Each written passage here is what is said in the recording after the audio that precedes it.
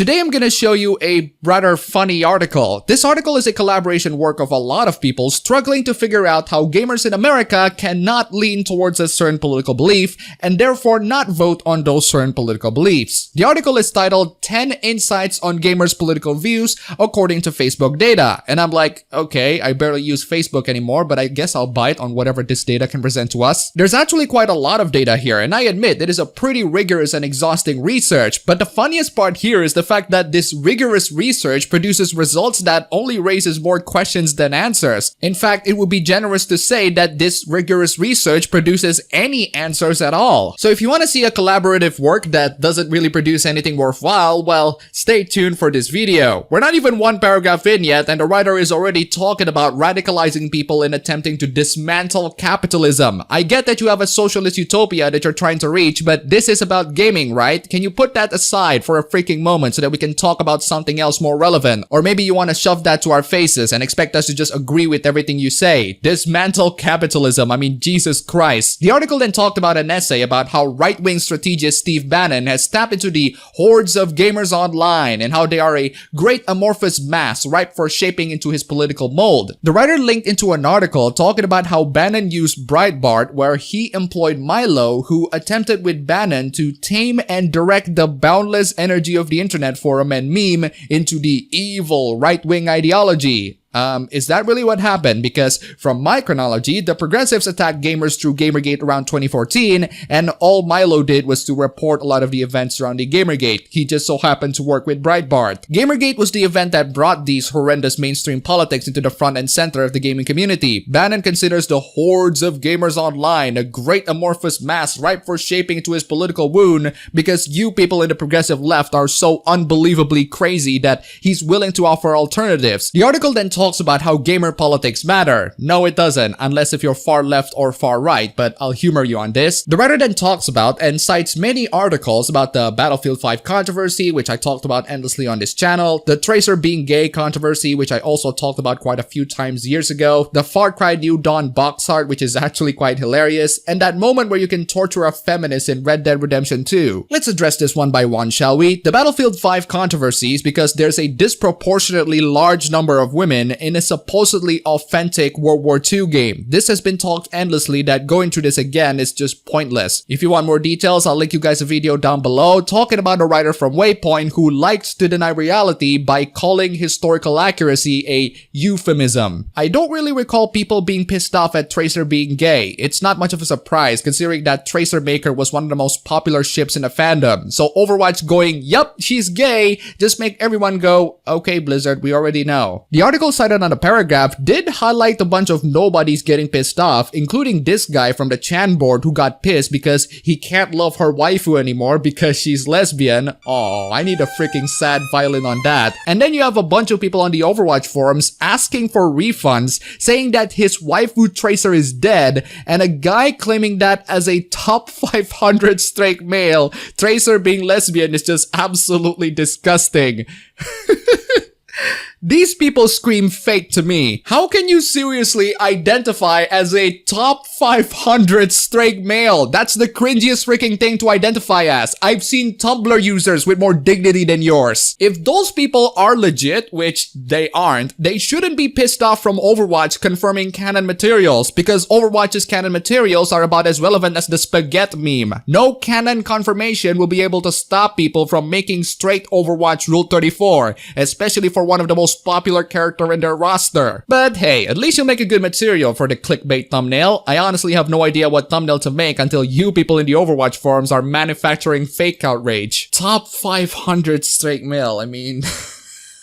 God damn. Moving on to another controversy, Far Cry New Dawn's box art is actually pretty hilarious. Initially it was the anti-SJW crowds that are pissed off because it looked like a feminist fantasy. That is until people figured out that most people in the front cover of the Far Cry series are actually the villains, and it's the SJW sites that got really pissed off in that. As for the feminists in Red Dead Redemption 2, well, that's just one of the many things that you can do in Red Dead Redemption 2. Feel free to pick one that aligns with your political beliefs. The point is, none of these things signify political alignments or even indoctrination. The Battlefield 5 thing is not about hating women, it's about historical authenticity. The Tracer thing is not really about hating the gays, it's about loving the gays and making fun of the losers who don't know how Rule 34 works, most likely fake losers that progressives manufactured. The Far Cry New Dawn's poster outrage got hilariously reversed, and the Red Dead Redemption 2 thing is just one event that you can do out of many in the game. It just so happened that people pay way too much attention to one of them. The article continues to talk about how gamers learned some harsh lessons about capitalism via issues like microtransactions, loot boxes, DLCs, copyright law, labor issues, and crunch. Whoa, writer, are you seriously attributing all of those things to just capitalism? Can you please put aside your socialist utopia? Should I call in the choppers? Do you think that not being put in a capitalist society is going to solve the issues of microtransactions, loot boxes, DLCs, copyright law? Whoa, copyright law? If we're gonna smash capitalism, are we gonna just hand over the rights for the works we create to other people to freely reproduce themselves? Soulja Boy, is that you? And thanks to the reactionary friendly algorithms, getting sucked into a couple of right-wing gaming grievances is a short ramp to being indoctrinated into an online vortex where Ben Shapiro and Steven Crowder have all the answers. I've talked about this in another video, so let me repeat what I said there. Do you want to know why YouTube keeps recommending you right-leaning content? The average people are not far left, and the far left constantly attacks the average people, and the average people can make YouTube videos, so there you go, do the math. The article says that they're using Facebook audience insights to gather up the relevant data. Before we get into the data, let's talk about the additional info on the data itself. About 3/4 of the total 225 million American Facebook users are tagged with a political affinity. That's pretty interesting. And once the author collected the data, they showed it to a number of people who comment on games, gaming culture, and politics online. Some of these individuals are, well, let's just say pretty freaking questionable to say the least. One of the YouTuber Nerd Motivation has 61k subscribers, and yet he barely pulled off hundreds of views. That's insane. Even my brand new Uncapped review series is able to pull off thousands. The data info ends with the writer saying, if you like this article and want more, throw us a buck on Patreon. Smash capitalism, so here's our Patreon account to help us smash capitalism. I don't know about you, but I don't think you should just give money to people who say that they want to smash capitalism. Anyway, let's get into the first point of discovery. The demographics of the people who play games are indistinguishable from the general population. Wait, what? That's freaking absurd! Gaming isn't really that much of a universal hobby that it takes about 71% of the general population. That is, unless if you're stretching the definition of a gamer to someone who just play games occasionally on their mobile phones. And based on your gender statistics, in which there are 55% of female gamers, I think it's safe to say that you are stretching quite far there. To be fair, the writer did note that although the general group of people who are into video games as a whole skews female, it's mostly males who are driving the conversation and engagement on Facebook when it comes to specific games and genres. I'll give it that at least. Destiny, of all people, become very skeptical in how casually someone can be tagged as interested in a topic on Facebook without really engaging with the subject matter deeply. He's got a point, you know? Chris Sanders, the creator of the YouTube channel Nerd Motivation, says that he's honestly not surprised by the assertion that gamers are about as conservative as the general population. Really, because there are more liberals than conservatives in the chart that you showed. That is, unless you count the centrists as part of the conservative too, which in that case, yes, you people are outnumbered. The second discovery is how game-specific communities are overwhelmingly less conservative than the average population. Okay, so how is this discovery relevant to anything? And how do you determine if these communities are less conservative? Apparently, the two communities that were above the rest of the pack, which are the fans of the Battlefield series and Team Fortress 2, have about 39% and 37% conservatives respectively, which are above the average of 35% conservatives for all the users on Facebook. And that 35% counts both the very conservative and the moderately conservative. The rest of the communities fall below that percentage. So what are you going to do about this knowledge? What is the use of gaining this information? How can we use this information to gain political advantage? This information reveals nothing practical really, so I'd like to know what the writers are going to do with it. Trevor Strong, the host of No Cartridge, said that the data provided context to the controversy over the female playable characters in Battlefield 5. No, it didn't. People complaining about historical authenticity doesn't necessarily make them right-wing. But Trevor then went on to explain that while it is not a fully manufactured outrage, you're looking at a fan base that's not happy about progressive causes. Considering that those progressive causes involve literally rewriting history, I think most Battlefield fans are not happy with that change, regardless of whether or not they're right-wing. So what you can take from this data is, yes, those people who complain about Battlefield 5's women must be right-wingers. Nice way to simplify the entire issue without understanding nuance. I love how the writer talked about how the people who spoke out against the addition of women in Battlefield 5 Online are a small but vitriolic cross-section of fans. A small number, eh? Can you please address the big elephant in the room of EA stocks plummeting and the game going on sale a couple of months after the release due to incredibly poor sales? I don't think it's just a small but vitriolic cross-section of fans. I think it's the majority of people who look at the trailer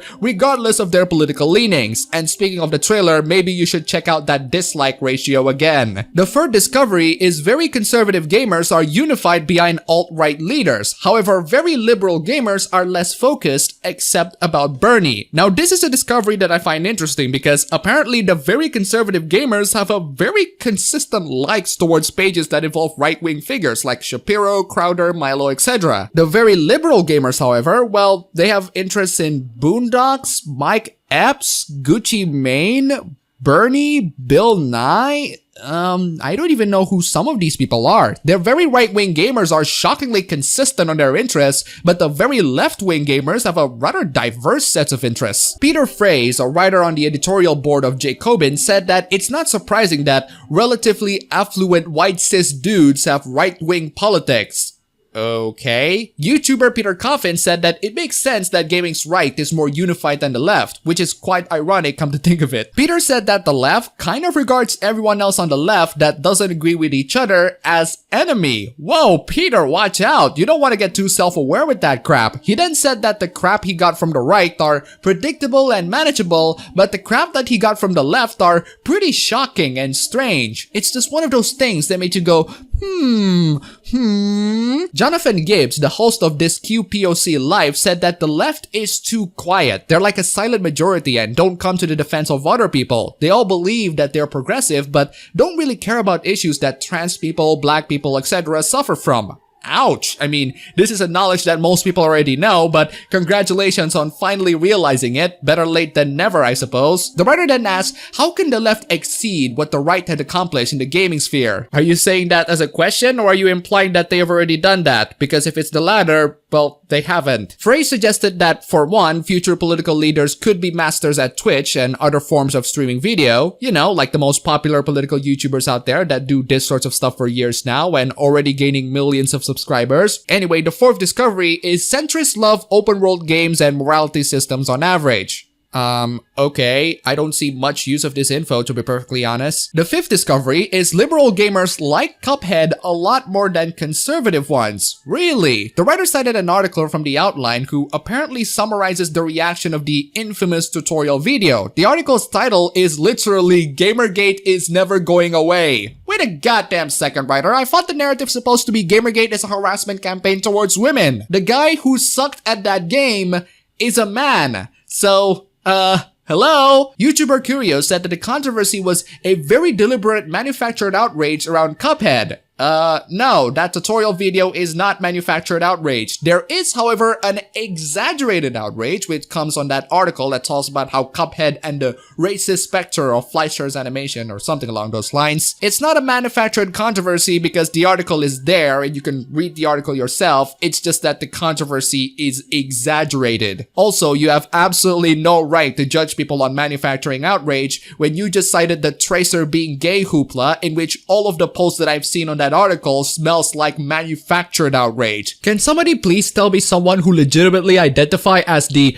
top 500 straight male without shooting themselves in the head afterwards out of too much cringe? What I find quite hilarious in the discovery is how the writers are afraid that the small number of people complaining will get game developers to change certain elements of the game, either to review bombs or maybe harassing the developers. How appropriately ironic, considering that this perfectly describes the progressive outrage. outrage. It's not okay when you do it, but when we get outraged towards the smallest of things, it's perfectly fine, especially when we bully the developers to change them according to our needs. The sixth discovery is that very liberal gamers love sports, Sonic, fighting games, and Life is Strange. I love how one of the analysts then said that the fighting game community is pretty diverse. They're so diverse that white men are in the minority. Oof de freaking oof. The seventh and eighth discovery talk about the top 15 games among all liberals and all conservatives on Facebook. You can see them for yourselves right here. The writer has an odd way of categorizing games. A lot of these games are separated, but Metroidvanias are grouped into one, even though there are like thousands of Metroidvanias out there. The conservative one is also pretty weird. A lot of shooters are separated, but then you have a category just simply saying shooter. Also, somehow conservatives are a lot more interested on the topic of PC gaming. I think that's one of the many reasons why the console peasants I notice are always left-leaning. The nymph discovery is talking about the most masculine game communities, and the top one is somehow Kerbal Space Program. And the final discovery is the most feminine game communities. There are two charts to describe them, which is by the sheer volume of women interested in the games and by the percentage of women. It starts off with the most general communities like Xbox and going down all the way to League of Legends. Somehow Overwatch is not on that list. In terms of the most feminine game communities by percentage, it's not really that surprising for the most part. Didn't think that Team Fortress 2, PC gaming, and real-time strategy would be on there. The writer concludes by an analysis from Ian Danskin, who said that a community feedback loop can occur when games have a small minority of men in their audience. What he's saying here is despite the Smash community having 70-30 in terms of men to women, you'll only end up with about 99.5% of men on the Smash tournaments because of the ratio of men in the Smash community, and not because women in general just aren't interested in competitive Smash, and competitive Smash is stupid. Hot take, I know, but air your grievances to this guy instead. In conclusion, well, the article doesn't really provide any conclusion. It just gives you 10 points that you might find interesting in terms of gamers' political alignments. I don't know how the progressives are gonna use this information because, frankly, most of them are useless. They're pretty interesting, but they don't have any practical use. None of these information would help you to gain any sorts of political advantage or make the progressive YouTubers more popular than the anti-SCW YouTubers. I love how the article paints the conservative side as a side that you shouldn't take on, which is not surprising considering that the article is mostly written by leftists. If you want to find a way to beat the YouTuber political sphere, maybe don't promote ideas that would net you a quick tour into the choppers, or ideas that would make you think that someone would unironically identify as the top 500 straight male.